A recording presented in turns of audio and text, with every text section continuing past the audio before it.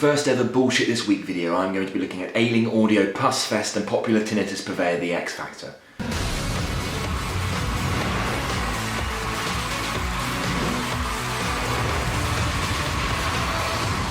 No one quite knows when The X Factor began, though historians estimate it was sometime around 1765 when it was a mere orange weighing contest.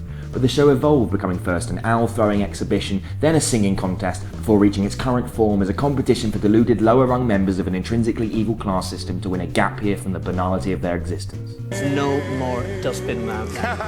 Now on series infinity, the show is starting to struggle in the ratings, with last week's live opener receiving only 5.4 million viewers, or in more general terms, 1 nano-shit-tillionth of your average porn audience.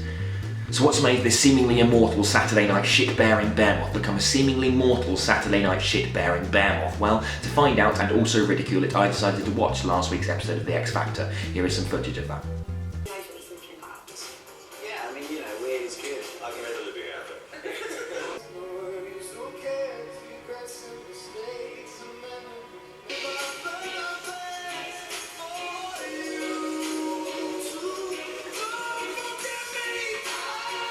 The biggest change is the host. The show is now clumsily compared by X Factor ex-loser Ollie Murs, a man who sounds like he's struggling to hit the notes even when he's just speaking, and for whom the show acts as a sort of career life support machine, and Caroline Flack, a woman so unfamous even she hasn't heard of her. The two have about the quality of rapport usually witnessed between an alcoholic and his reflection in the window of an odd bins, and everyone watching is made about as uncomfortable. It's Halloween, so please welcome the scariest people in Britain. It's the X Factor judges! I so wish it had been the EDL. Yes, there are still judges, and they include a slightly too old Simon Cowell impersonator, a Barbie that's been ruined by its felt-tip-wielding owner, a loaf of bread, a man my mum would like, the fat controller, and an alien from Star Wars Episode 2.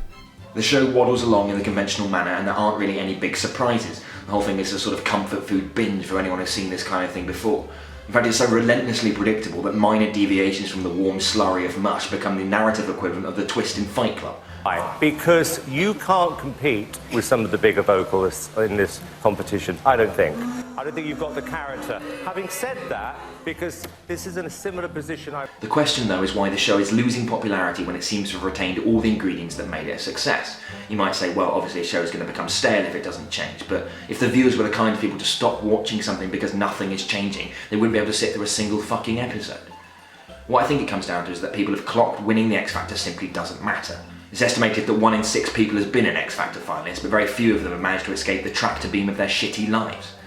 The fact that last year's winner appeared in the episode I watched is case in point. At first glance, it seems to provide Ben somebody with a veneer of legitimacy. If he's singing on primetime TV, then he must have done pretty well, right? Well, no, because so is everyone else on the show, and they've not sold any records either. All his appearance does is prove that contestants struggle to earn the public's attention outside the context of the show. The issue is, viewers seem to have realised this, and thus making it seem like winning will be life-changing no longer really works.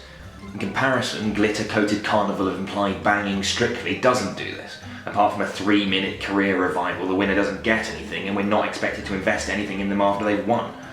Thus, as the show is presented as kind of pointless beyond being entertaining, it actually comes across as less pointless than the X Factor.